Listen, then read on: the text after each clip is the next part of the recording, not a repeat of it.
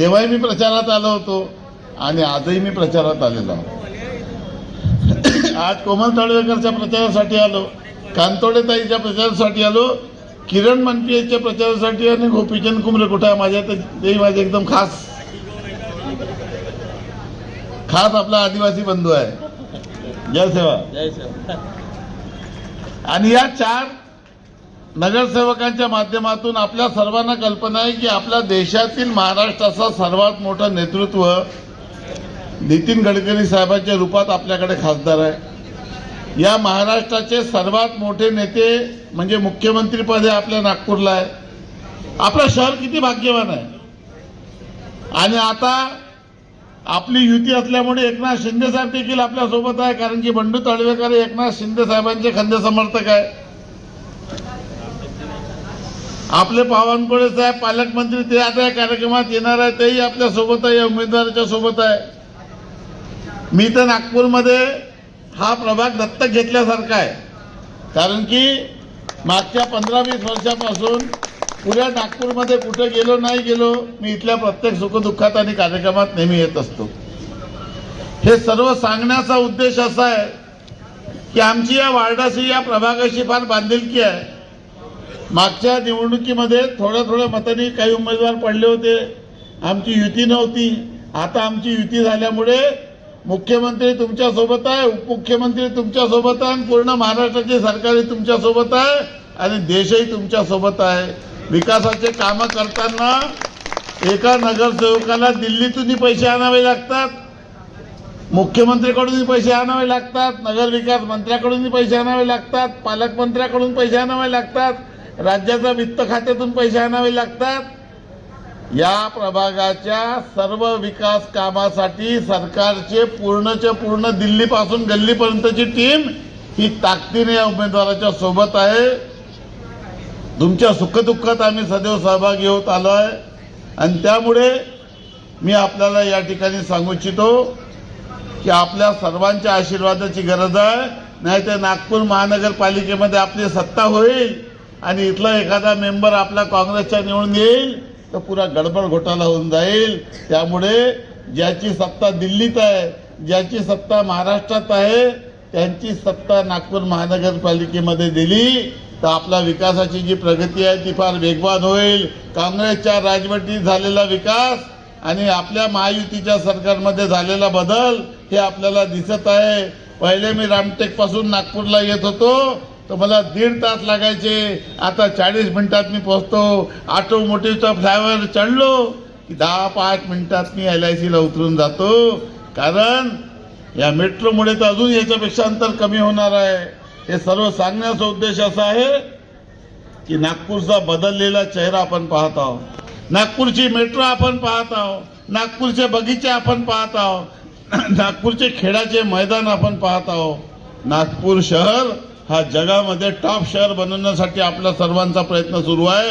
निवडणुकीमध्ये तुम्ही जेव्हा मतदान करणार आहात तर तुम्ही हे समजू नका की तुम्ही कुठल्या मनपियासाठी मतदान करत आहात, कुठल्या कुमरेसाठी मतदान करत आहात, कुठल्या कांतोडेसाठी करत आहात, कुठल्या तळवेकरसाठी करत आहात। निवडणुकीमध्ये मतदान करून तुम्ही तुमच्या स्वतःच्या भविष्यासाठी मतदान करत आहात। हे सर्व नागपूरमध्ये बदल घडलं कारण की तुम्ही आपले प्रतिनिधी महायुतीचे निवडून पाठवले आणि आज या वार्डामध्ये तुमच्या मतातून तूच आहे तुझ्या जीवनाचा शिल्पकार।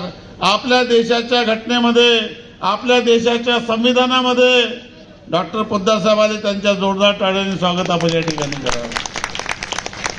आपल्या देशामध्ये गरीब असो, श्रीमंत असो, टाटा असो, बिर्ला असो, अदानी असो, अंबानी असो की गरीब झोपडपट्टीमध्ये राहणारा कार्यकर्ता असो, प्रत्येकाला एक मताचा अधिकार दिलाय आपल्या घटनेने बाबासाहेबांनी। आणि तो एक मताचा अधिकार कशासाठी दिलाय? तो एक मताचा अधिकार दिलाय उमेदवाराचं भविष्य निवडण्यासाठी नाही, तुमचा स्वतःचा भविष्य निवडण्यासाठी। हा नागपूरमध्ये जो बदल झालाय, माननीय गडकरी साहेब नेहमी सांगतात की हा बदल झालाय तो त्यांच्यामुळे झाला नाही, फडणवीस साहेबांमुळे झालं नाही. तुम्ही मतदान दिलं, तुम्ही रांगेत उभे झाले, तुम्ही घराच्या बाहेर निघाले, तुम्ही बटन दाबली आणि त्या बटन दाबल्यामुळे हा विकास झालेला आहे, हा चित्र बदललेला आहे. हे सांगताना मला आनंद आणि अभिमान वाटत आहे. आणि म्हणून येत्या 15 तारखेला जेव्हा तुम्ही मतदान करणार आहात, तो मतदान तुम्ही खऱ्या अर्थाने तुमच्या स्वतःच्या भविष्यासाठी, तुमच्या स्वतःच्या प्रभागाच्या भविष्यासाठी आणि या वार्डात आणि या प्रभागात राहणाऱ्या सर्व जनतेच्या मदतीसाठी, विकासासाठी आपल्याला मतदान करायचं आहे. मी आपल्या सर्वांना विनंती करतो की एक अनुभवी आहे, कांतोळेताई अनुभवी आहे, आपला गोपीचंद अनुभवी आहे, तळवेकर बंडू तळवेकरची मुलगी आहे, तर त्याच्यामुळे बंडू तळवेकर तर आपली सेवा नेहमी करायचीच असते. आणि आपले जे किरणजी मनपी आहे ते देखील या भागातील एक अतिशय प्रतिष्ठित नागरिक आहे, एक लोकनेते आहे. अशा 4चे 4 उमेदवार हे आपल्या या प्रभाग पद्धतीमध्ये अतिशय योग्य, अतिशय लोकहिताचे काम करणारे आणि एक विकासाचा व्रत या देशामध्ये आणि महाराष्ट्रामध्ये करण्याचा जो वचन आपण घेतलेला आहे. माननीय नरेंद्र मोदीजी यांनी विकसित भारत 2047चा विचार केला. माननीय मुख्यमंत्री महोदयांनी विकसित भारत, विकसित महाराष्ट्र. पण विकसित महाराष्ट्र 2047 केव्हा होईल? जेव्हा छोट्या छोट्या गल्लीमध्ये आणि वार्डामध्ये लोकांचे काम होईल. आज नागपूर शहराचा बदललेला चेहरा आपण पाहत आहोत, परंतु या बदललेल्या चेहऱ्यामध्ये गल्लीमध्ये नागपूरच्या प्रत्येक वार्डामध्ये, छोट्या छोट्या गल्लीमध्ये देखील तसे काम होणं आवश्यक आहे. सर्व पद्धतीच्या सुविधा निर्माण होणं आवश्यक आहे, सर्व पद्धतीचे काम होणं आवश्यक आहे. आणि म्हणून मला विश्वास आहे की तुम्ही येत्या 15 तारखेला जेव्हा मतदान कराल आणि 16 तारखेला जेव्हा पेटी उघडेल, 4चे 4ही उमेदवार या प्रभागातून महायुतीचे निवडून आल्याशिवाय राहणार नाही, विश्वास माझ्या मनात आहे.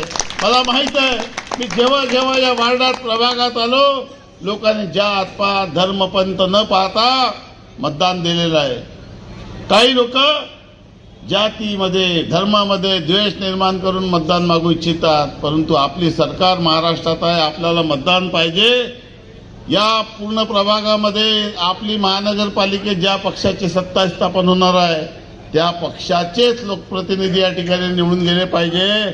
नाहीतर सर्व लोकांची दिशा एकीकडे आणि इथल्या मेंबरची फक्त विरोधी पक्षात पाहण्याची दिशा एकीकडे, अशी जर दिशा वेगवेगळी झाली तर तुमची दशा होईल. नागपूर शहर बदलेल आणि हा वार्ड मागे राहील. अशा पद्धतीची परिस्थिती कृपा निर्माण होऊ देऊ नका. मला विश्वास आहे तुमच्या सर्वांची साथ आम्हाला मिळेल, तुमच्या सर्वांचा मताचा आशीर्वाद आम्हाला मिळेल.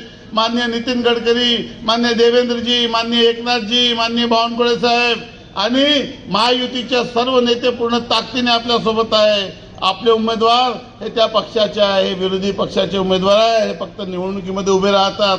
वर्षानुवर्षापासून हे उभे राहिले, फक्त मतं घेत राहिले, स्वतः मोठे झाले. मात्र जनता तशीच्या तशीच राहिली. सत्तेची बटन म्हणजे विकासाची बटन हे तुमच्या हाती आहे. तुम्ही कुठली बटन दाबणार, त्या बटन दाबल्यावर तुमच्या भविष्य या ठिकाणी निर्धारित होणार आहे. आणि मला विश्वास आहे की आपल्या सर्वांच्या आशीर्वादाने निश्चितच महायुतीचे 4चे 4 उमेदवार निवडून येतील. आणि मी देखील